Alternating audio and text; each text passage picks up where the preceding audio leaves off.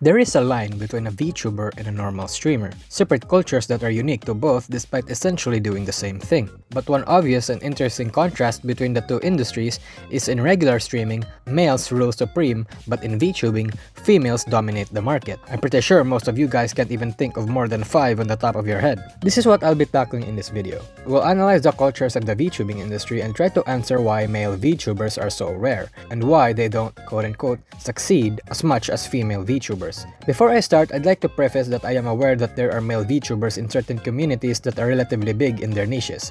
However, I'm focusing on the mainstream VTubing scene and the fact that there's almost no mainstream male VTubers save for maybe Kuzuha and Nox, if one can even consider him a VTuber at this point. Anyway, let's start with the obvious answer that everyone defaults to when answering this question. Everyone knows that the main reason why male VTubers are so rare is because the VTuber audiences want to see waifus, not husbandos. See, the VTuber community is a branch of the anime community, and the anime community is dominated primarily by males. As a result, most VTuber audiences are waifu-seeking males. Weeaboos wants to see waifus and not husbandos, generally speaking of course. It's essentially the same reason why K-pop and things like BTS are mostly female-dominated. See, what I described to you all has to do with the audience, and such audience isn't interested in seeing men. Because how can a male VTuber attract a waifu-loving audience? This entire point is boiled down to the fact that there is little to no demand for male VTubers. There is little to no audience for male VTubers.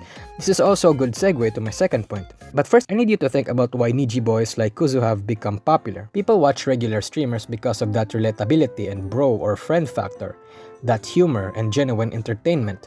Compare that to Kuzuha. Why do people watch Kuzuha? How did he, in this female-dominated market, carve his way to the top? How can you possibly replicate his success? Well, let's answer those. See, Kuzuha got popular for the same reason a normal streamer would get popular. He's good at games, he feels like a bro and a relatable friend, he's entertaining and delightful to be around. You look at Kuzuha and you realize that there's no secret ingredient to be a successful male VTuber, since by looking at Kuzuha you could assume that what works for a male streamer can work for a male VTuber as well. But if that was the case, why isn't there other mainstream male VTubers like Kuzuha and the Niji boys? Why isn't anyone that's replicating the same methods Kuzuha did to gain mainstream success as a VTuber succeed? The answer is, they can't and they won't. Nobody, and I mean nobody, has figured out the formula to make a male VTuber succeed. Not Holostars, not Niji-sanji, nothing. Kuzuha carved his way to the top by being a personality first and a VTuber second. It's not as easy to say that marketing will fix that either. People say that Holostars can get as big as the Niji boys if cover just marketed them as much. But if you think about it, it's not that simple. If a VTuber can succeed by doing what a normal streamer can do to succeed, then what makes both any different? The problem is that the male VTubing scene doesn't have its own identity. Nobody has found that out yet. Female VTubers can get big by being cute and or funny. So what is a male VTuber supposed to do? What do people expect from a male VTuber? What makes them different from a normal male streamer? Are they supposed to be hot? Relatable? Is marketing or being in an agency really the only way, since the only big male VTubers are part of an agency? Speculate all you want, but really, no one knows for sure. Not yet anyway. And again, there's little to no audience for male VTubers too. Nobody has created that audience yet. Nobody has cracked the code. Nobody has figured out the secret Krabby Patty formula. Think about it. In 2016, we thought Kizuna Ai was the peak of virtual anime entertainment. People thought a full 3D set was the formula to replicate Kizuna Ai's success. But then, some innovators started using Live 2D and this suddenly became an alternate formula to garner success in VTubing. Nobody yet has innovated and thought of the way to make male VTubing work. Nobody has thought of making male VTubing have its own identity and culture that's separate from regular streaming as a male. You might counter-argue that the Niji boys are proof that what I said isn't true. But you ought to remember that the people who watch the Niji boys aren't waifu-seeking weebs. The Niji boys are an anomaly.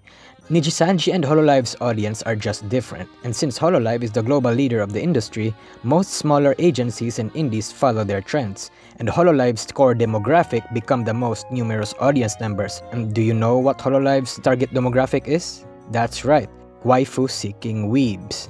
You have to remember that the VTubing industry is still young. There's potentially hundreds of angles anyone can take to innovate and do something new. And if you are an aspiring male VTuber and you ask me where and how to begin your VTubing career, I'll just relay the advice Karyo Coco gave. Keep trying new things.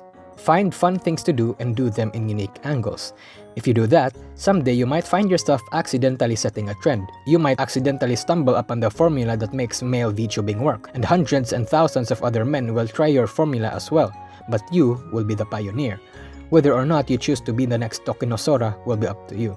My last idea as to why male VTubing is so rare has to do with the fact that it's easier to be a normal streamer as a male than it is to be a VTuber, and it's easier to be a VTuber as a female than it is to be a streamer, generally speaking of course. Let me expound on this.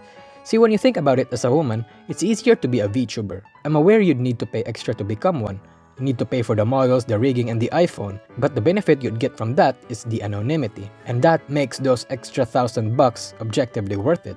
You don't get paparazzied or identified in public areas, you can more easily separate your online persona and personal life, and all those good benefits. But more importantly, you don't need to worry about your looks. See, the thing about real streaming as a girl is that your looks play a role in obtaining an audience. And the thing about women is that there's only so few in the world that people generally consider as attractive. But as a VTuber, you don't need to worry about any of that. You just have to be entertaining, have a good avatar, have a good PC, and have the avatar-appropriate voice, and you're good to go. Because of these mouth-watering benefits, women have generally overwhelmed the industry. And the fact that being a male streamer is easier than being a male VTuber doesn't help too. Like I've mentioned, people watch regular male streamers for that bro, friend, and relatability factor.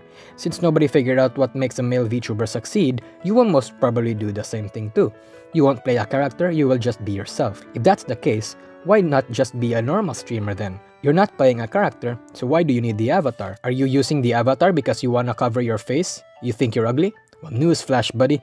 As a man, nobody cares if you're ugly as a streamer. That's a privilege man has over women when it comes to streaming. You can be the ugly bastard in every poro hentai and still rake in views if you're entertaining.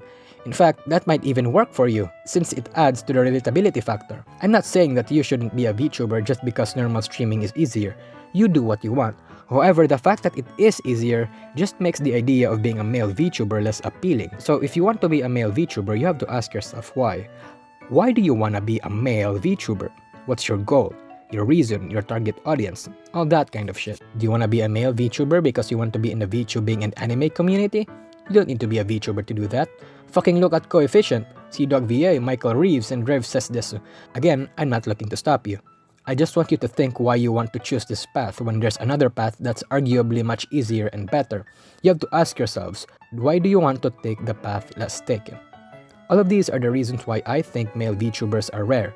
If you think I've missed something, or if you have another idea to add, leave a comment down below. Also, I'd like it if I can access the community tab on YouTube, so I can post memes that I make for my Twitter, Facebook, and the Hololive and Virtual YouTubers subreddit. It would really be cool if you would subscribe. Anyway, that's all I have for today.